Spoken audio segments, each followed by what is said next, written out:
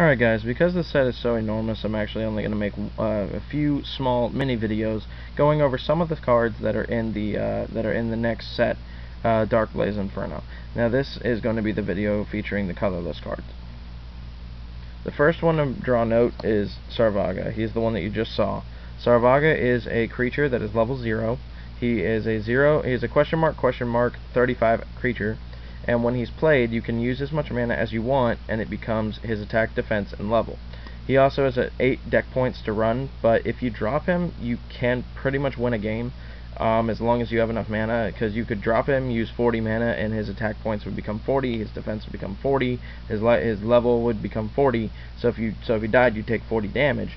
But if he hits the opponent, you win the game, and he also has Rampage cranked in with his effect, so he's very, very big. But if he does die, you also shuffle away all the mana that you accessed for him. As a supporter, you can pay health in multiples of 2 and get 1 draw from the top of your mana deck every single turn for every 2 health that you paid. So you can, if you have like a 20 card mana deck, pay 40 health and get all your mana on the opening turn if you'd like. But you do not get a mana draw with him because he is level 0. He's also a master rare and will be featured inverted. The next one is Despair Dianza. He is a level 12 for 5, 10, and 15.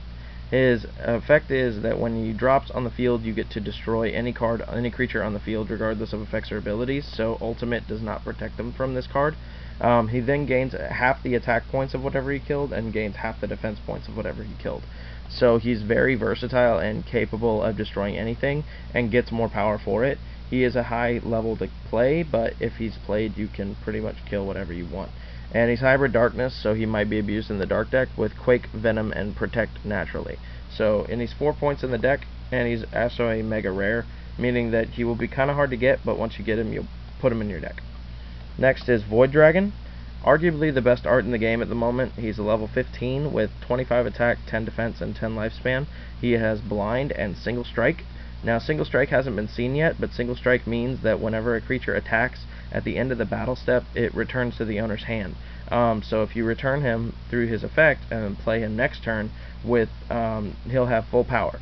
So he may be 15 a turn to play, but he's always a constant 25 attacker that's going to be very frustrating to kill. He's Hybrid Darkness and Hybrid Fire, and he has also Venom and Burn. So those abilities all combined on one card is very, very devastating. He has no effect though, and he's only 2 points to run. Next is Dark Moon Dragon, made for abuse. He's a level 8 creature with 10 attack, 10 defense, and 8 lifespan. He has Blind and Hybrid Darkness. He's got 4 speed, and he's only 2 deck points to put in, and he's an extra rare. His effect is that when you drop him on the field, well, not when you drop him on the field, but while he's on the field, you can shuffle away 5 mana and lower his attack and defense by 5 to destroy any creature on the field. Now, obviously, creatures with Protect are vulnerable to this, but Ultimate does protect them from this effect, so don't think that it's too abusive, but you can get rid of almost every other card in the game, including Vulcan Dragon, Tries Dragon, all those cards that are really heavily played right now for the cost of some mana and a low-level creature's attack and defense points. Midnight Moth, he's a tech card. He's a level 0 for 001. He's got 3 deck points in him, and he's only got 1 speed. But his effect is, while he's on the field, no other creatures you control can be attacked. However, you can only control 1 of him at a time. But when he dies, you get to send the top card of your deck to the discard pile, and if it's a creature that is not a play or discard creature, or a merge creature, you can play it automatically by paying its health, or its level in your health. Next is a tome called Star Sword. It is equipped to any creature. Equipped creature gains 3 attack and defense and can attack 2 separate targets every battle step. It's very strong because it basically is a forked lightning with a power bonus, and it's universal and does not require any specific mana to use. It's only level 5, and it will be run in my deck once the set releases. Gravelance is the first of the Grave Tomes that we've seen. It's a level 6 for 3 deck points, and its effect is when it's played, you pay 10 health. But when it hits the discard pile, its effect always happens, which the effect is you treat it as an equipment tome equipped to any creature, and the equipped creature gains, I believe it was 4 attack and defense. So it's very, very effective because it will bounce and equip to any player, including your opponent. But when there's no applicable target, it will go back into your deck and it will shuffle. So it can bounce for a while, but for the cost of 10 health or a discard, because you can ditch it from your hand to get the effect too. It's actually a very universal and versatile card, so I like it a lot. Otherworld Merge is a merge card that merges from the discard pile. It says you pay 15 of your health and reveal a merge creature in your hand, and if the appropriate merge requirement creatures are in your discard pile, you can play the creature. However, the creature played this way cannot attack that turn and loses its effect.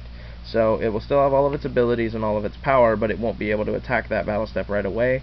But you can get out the creatures that you weren't able to play because your Mystic Merge doesn't work in the discard pile. It's kind of fun. After Effects states that when you activate it, no creatures that attacked on the previous battle step can attack this next battle step. It's a good card to draw into when you're going into your respective turn. I will say that it's very effective in that way. Next, I'm just going to show all three of these at one time. Is Minor Merge, Triple Play, and Option 4. These three cards merge the same way as Mystic Merge, Trinity, and Quadro, but they're counter cards and they don't have a trigger, and you have to merge the creatures from the field. But they are common alternatives to the other merges that exist right now. Next is Alternate Dimension. Anytime that a creature or a card would be discarded from a player's hand is shuffled back into the deck instead. You have to pay 10 health to activate it, and it has to happen when a player discards a card, but this card is going to be heavily used, or at least thought about being put in a deck because of the dark decks that will be surfacing, as well as if you merge, you're technically discarding, so they go back to your deck instead. Next is the only colorless skill is Blitz Strike, and this is the last card on this particular video. It gives any creature a +5 attack bonus, but then they lose 4 defense afterward. But if an earth creature uses it, you negate that. So it's a nice little I'm gonna smack you card, but that's all it really does. And hopefully you guys enjoy the colorless set. Next up is going to be the fire.